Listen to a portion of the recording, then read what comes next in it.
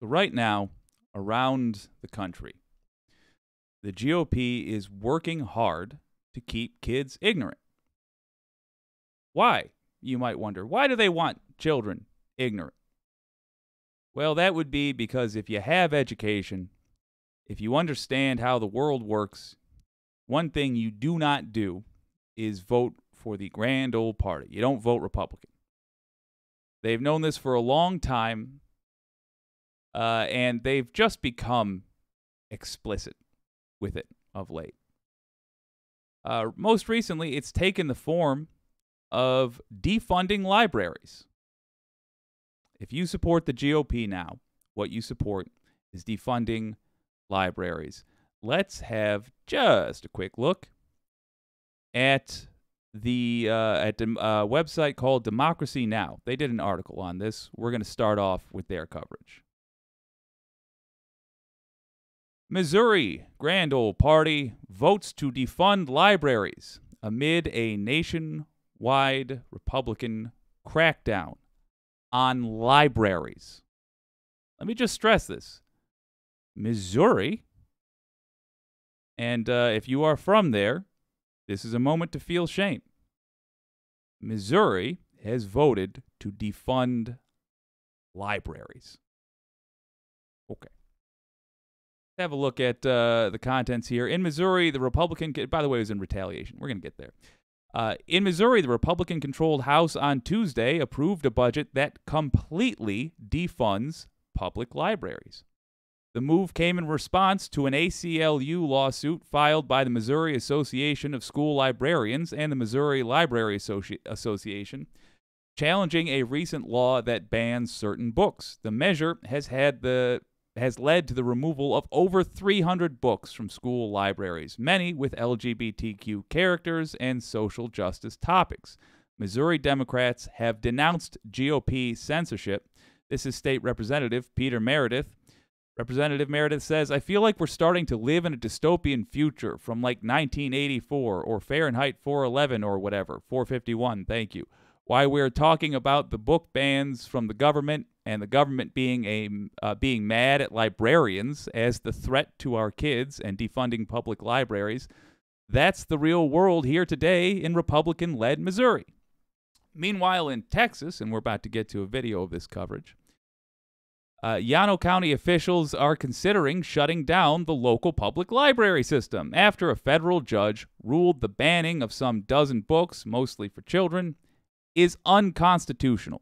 The county has been ordered to put the books back in circulation, prompting Llano County commissioners to hold a special meeting later this week to determine whether libraries should close instead of complying with the order. Hey, Republicans and lefties that are showing this to your Republican friends. If you vote Republican, no matter what else you think you're voting for, you are also voting for this. You're supporting shutting down libraries. Think about how low you have to get when you're at a point where you just can't win the conversation unless you end the conversation entirely.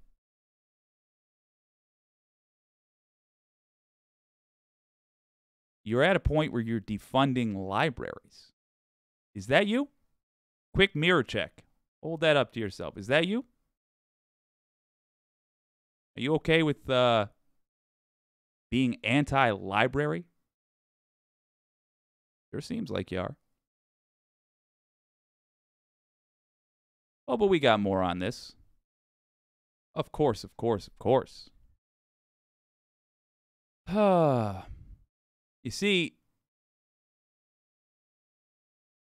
in these Republican-led states, which, by the way, as we've done videos on gerrymandering, I tend to find basically every red state is gerrymandered.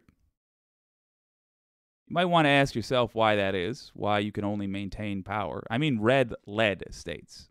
Why can you only maintain power? By cheating? Well, it might be because you have policies like we're about to display. Look at more reporting. about how Republicans just can't stand to talk to an educated population. Why do they want you dumb? That's a question to ask. A Texas county tonight is threatening to figuratively blow up its entire public library system rather than bring back a bunch of banned books like a judge ordered them to do with a librarian who quit after getting harassed, telling our team exclusively about the attacks she faced personally. This is happening in Llano County, Texas, right outside Austin, in a kind of culture war fight over about a dozen books. Yeah, I tried my best to say that name. Darn it. Double L got me. Llano County. My apologies. Including kids' books. In the Night Kitchen, I should say, by Maurice Sendak. Larry the Farting Leprechaun. There are books on racism and history. You know, you can keep Larry the Farting Leprechaun banned. I'm fine with that one, but come on with the rest. Like they called themselves the KKK, the birth of an American terrorist group. A federal judge said it was unconstitutional to ban them and that they... Hold up. Now, why, Republicans, why do you reckon your party didn't want a book about the history of the KKK being taught? Why is that?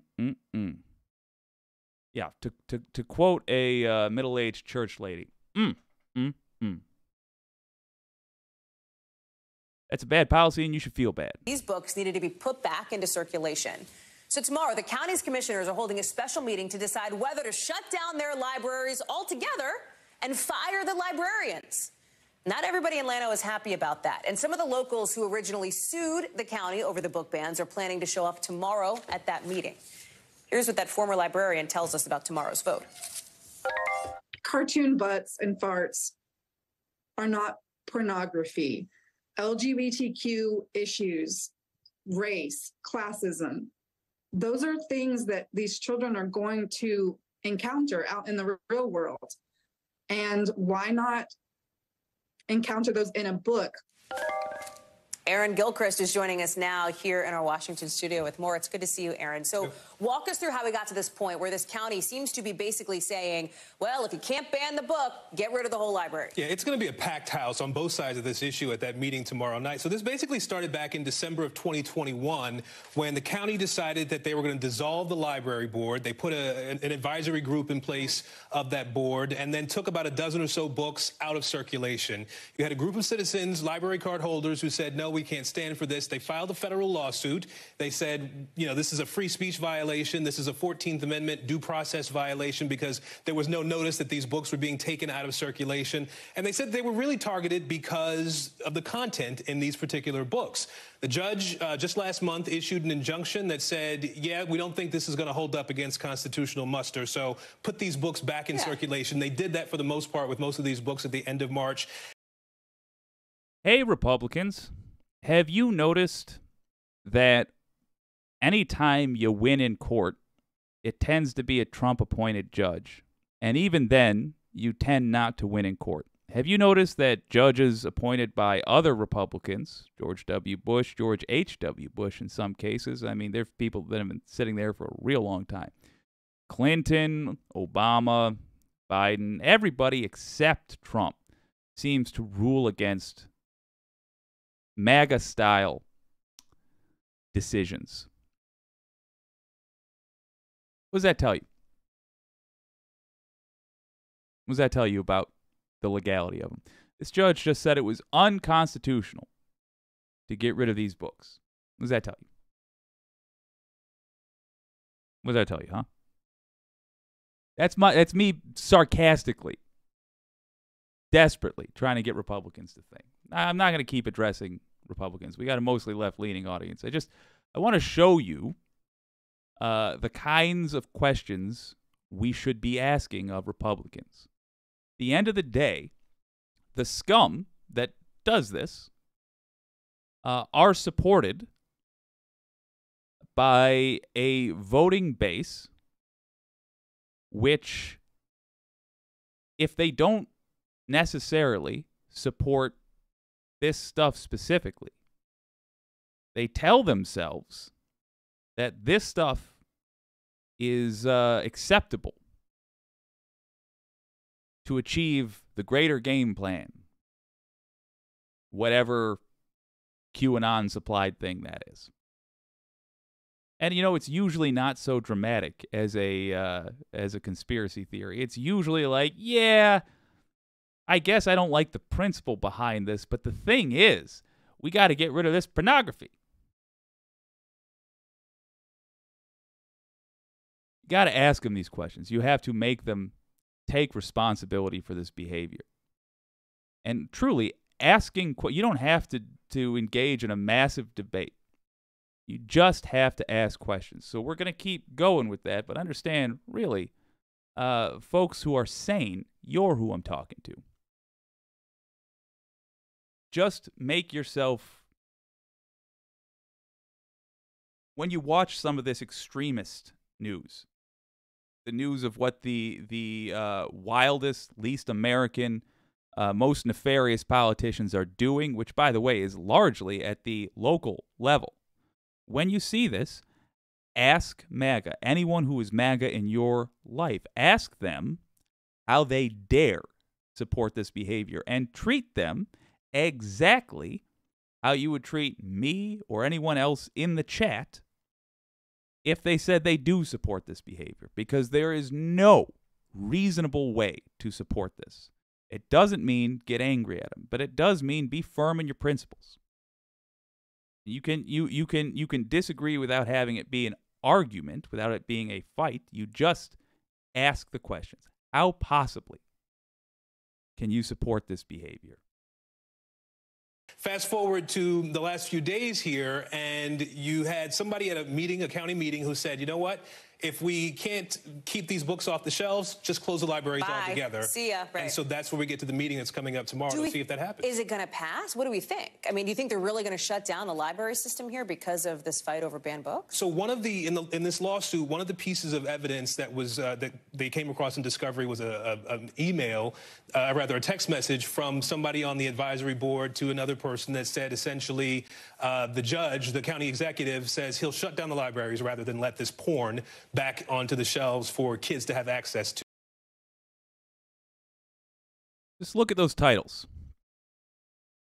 All right, you don't like the Larry the Leprechaun? I was joking about that earlier. You think, oh, let's not talk about bodily functions. Okay. Why do you reckon the book about the KKK, the book about caste systems, is something Republicans don't like? Why do you think that might be? Let me ask you this.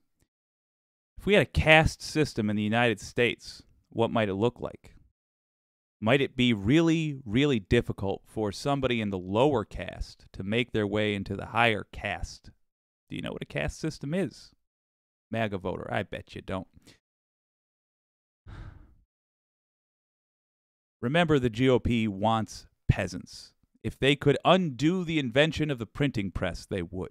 They want peasants. They don't want voters. No people couldn't see your air quotes around porn, but you were air quoting porn. We don't know that there's actually anything that most people would judge as pornography in any of these books. Well, that's a point that this now former librarian was making in this exclusive interview with our team, as she detailed, frankly, Aaron, what it was like for her having worked there under pressure. She says getting harassed and attacked. Yeah, she and I had a nice long conversation today to talk about her time working at the library, 3 years as an employee at this library, in a place where she grew up. This was her library as a child. Wow. And she said, you know, she would leave there carrying armful of books every time she would go there as a child. And now she's in a place where she had to resign in the fall because people were coming in, she said, with overwhelming negativity and accusations about what she was doing in this library. I want to play a little bit of what she said to us earlier today. People saying that I wasn't a safe person for you to bring your kids around. People saying that I was encouraging your kids to check out inappropriate books. Even so far as, like, I had heard people saying that I was a pedophile, I was grooming kids, just really negative things that didn't represent my whole purpose for working at the library to begin with. So Tina says she's going to go to this meeting tomorrow. She does not plan to speak. She says the issue is just too emotional for her, but she wants to be there to see whatever happens tomorrow afternoon. One of the pieces of this, right? I mean, this is happening in Llano County, Texas. Everybody hold up.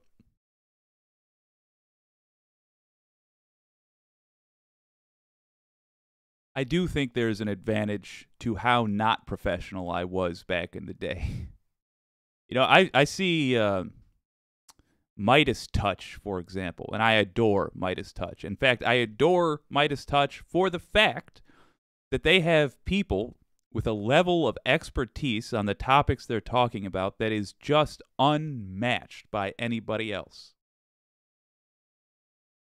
But look, I didn't come from the major leagues. I was the equivalent, if we're talking sports analogies, of a little league softball coach. T-ball. But this country that we're, and frankly, planet that we're trying to fix, well, most of the ball games played are by intramural, unprofessional leagues. And that's us, folks. So in my local media days, then just about the most reliable news story we could get was attending local meetings. Yep, city council meetings. And the one decent thing about COVID, all of them started being streamed. I literally can't think of a town I covered that didn't start streaming, like to YouTube, its city council meetings or town council meetings or whatever the hell. Here's a true fact. They are largely, not exclusively, but largely attended by the far right. That ain't right. What I would love to see is for lefties to start making appearances. At the very least, you're talking about a 2-hour stream maybe once every couple of weeks. Just check in. Check in on what they're up to. You can off your town's website, the local government website, you can see what they're going to be talking about. If any of it is of interest to you, you can chime in. Do this. Do it. You will have a massive effect on how your government operates. You'll have a massive effect on how the state and eventually national government operates.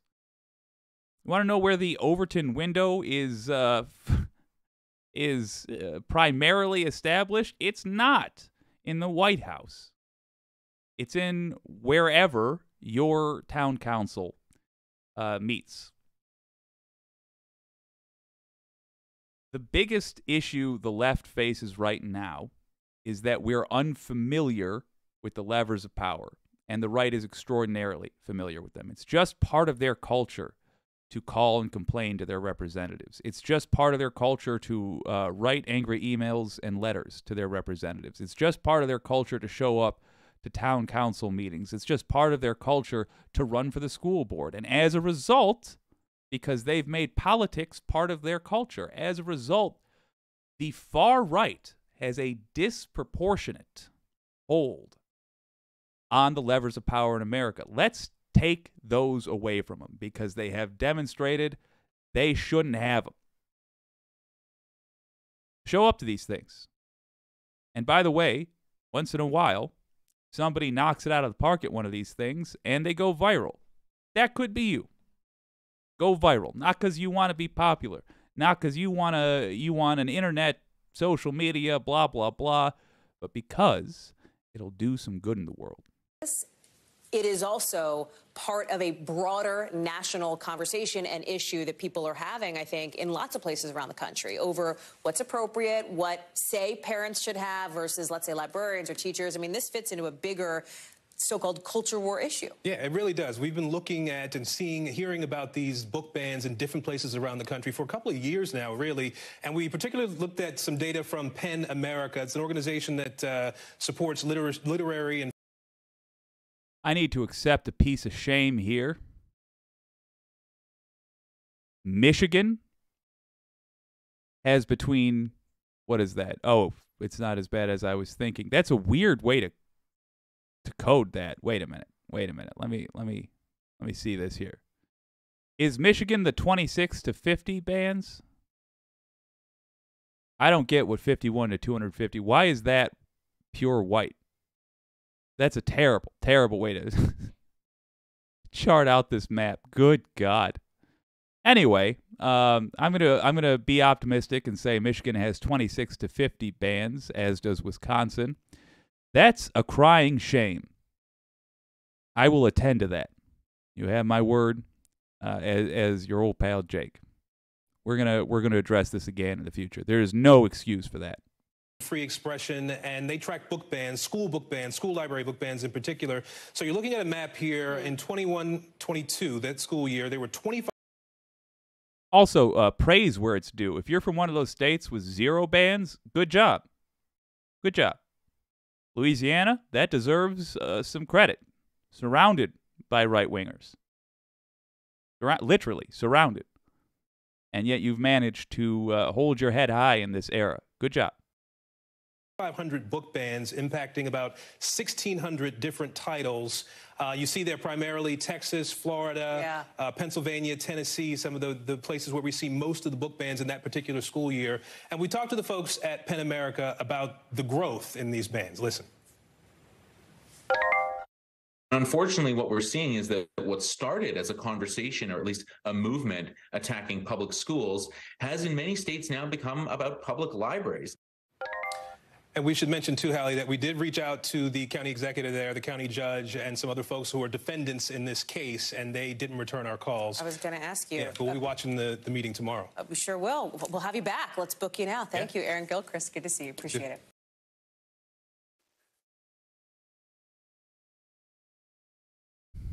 There's a Gilchrist in my state I'm going to talk to about this. The man's name is Garland. He's a big damn nerd. He's got the body proportions and height of Gumby, and he's also a pretty damn reliable leftist that I respect. I'll be talking to him about this. See what the wicked community has to say. Wow, Oregon, says Zix1326, has some banned books, including The Color Purple. That surprises me. Yeah, Oregon, that's a weird one. I don't know. Oh, I said Oregon because I used to play Oregon Trail, which is how I said it then. Zix also says, I was watching a vid complaining about a game where there was a rabbit who just killed everybody. I had to laugh because the guy completely missed the reference. So did I. Oh, gosh. Wireless Mike says, as someone with Irish ancestry, a rainbow farting leprechaun is just plain funny. Sorry, Lucky, that's no pot of gold. Yeah, man. Look. Good news on this. You can do something that is going to be very effective. Bring this up to voters. Bring it up to left-wing voters. Bring it up to right-wing voters. When you are talking about why you are voting the way you're voting, add this to your list. One sentence. Republicans ban libraries. Republicans are anti-library. It's a pretty good reason not to vote for them. If that doesn't convince someone not to vote for the GOP, that's, you might even say that's a good way to tell if they are possible to convince, if they're being honest about their beliefs. I suspect, however, the people who have a knee-jerk reaction to saying, no, I stand by this because when you see that hesitation, when you see them stretching for whatever, you are seeing them in real time realize that they're the baddies. And they might, look, social development is what it is. They might not in the moment agree that this isn't the party for them. But when you've asked the question and they feel themselves, they feel that horrible moment where they feel about 2 inches tall and they can't come up with a good reason why they support this. When that happens, you will have made progress. We have a year and a half to chip away at the insanity that these people believe. And it's going to be moments like this that we use to make progress. So don't expect, I know. I say if they're not even willing to consider it, then they're not okay. I'm also saying don't expect in one conversation for this to be an instant win. But understand that these are the kind of conversations that you'll have to have and that we have the opportunity to have before 2024 that will move people away from the insanity.